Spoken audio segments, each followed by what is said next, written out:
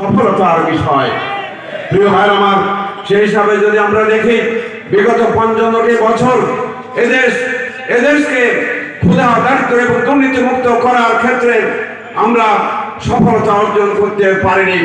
প্রিয় ভাই আমার, বাংলাদেশ জামাত ইসলামী আল্লাহর মেহরবানিতে জানেন যে জামাত ইসলামীর আমিরে জামাত সেক্রেটারি জেনারেল যারা শহীদ হয়ে গিয়েছেন তারা 2001 থেকে 2006 পর্যন্ত 5 বছর দেশ পরিচালনা করেছিলেন। দেশ নিয়ে মন্ত্রণালয় পরিচালনা করেছিলেন 3টি মন্ত্রণালয়। সেই 3টি মন্ত্রণালয় পরিচালনা কিভাবে দুর্নীতি মুক্তভাবে দক্ষতার সঙ্গে তারা চালিয়েছিলেন সে কথা আজ ইতিহাস হয়ে আছে।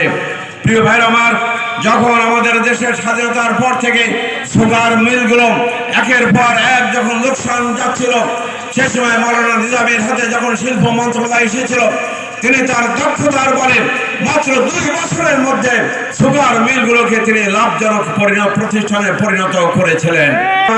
বাংলাদেশ জামাত ইসলামের নেতৃত্ব যে দুর্নীতি মুক্ত নেতৃত্ব, এই সাতক্ষীরা জেলার 5 জন এমপির জীবন আপনারা তো দেখুন। কাজী শামসুর রহমান সাহেব তিনি পরপর 3 বার এমপি ছিলেন।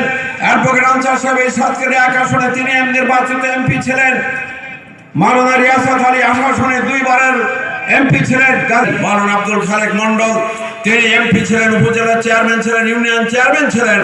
এই সমস্ত ব্যক্তিদের জীবন দেখেন, এই সমস্ত ব্যক্তিদের তাদের দায়িত্ব পালন। আর পাশাপাশি আমাদের এই সাতক্ষীরায় 4 জন মন্ত্রী ছিলেন এবং অনেক এমপি ছিলেন এবং এখনো আছেন, বেঁচে আছেন। তাদের জীবনধারা, তাদের সম্পদ, তাদের বৃত্ত বৈভব এগুলো যদি আপনারা দেখতে পান তাহলে দেখা যাবে যে আমাদের দেশে জামাতের নেতা কর্মীরা দুর্নীতি মুক্ত। প্রিয় ভাই আমার, আমি এ ব্যাপারে বলতে চাই যে আমাকে যদি আপনারা নির্বাচিত করেন, আমিও আপনাদের কাছে এ কথা দিতে পারি যে আমার 5 বছর, আগামী 5 বছরের আমার দায়িত্ব পালনকালীন সময়ে এবং শুধু তাই না, অসংখ্য দরুদ ও সালাম বিশ্বনবী মহতারাম আমির জনাব মাওলানা কামরুজ্জামান সাহেব উপস্থিত আছেন, জেলা সংগঠনের সহকারী সেক্রেটারি জনাব। কারণ আমি এই মহাবিদ্যালয় থেকে 1969 শ্রামপুরে তিনি ইন্তেকাল করেছেন। আমি সকল শিক্ষকের রোহের মাগফিরাত কামনা করছি। যারা বর্তমানে এই স্কুলের শিক্ষক মন্ডলী আছেন, ছাত্র ছাত্রী, একজন যোগ্য ব্যক্তি দেশের অর্থমন্ত্রী হতে পারে কিনা?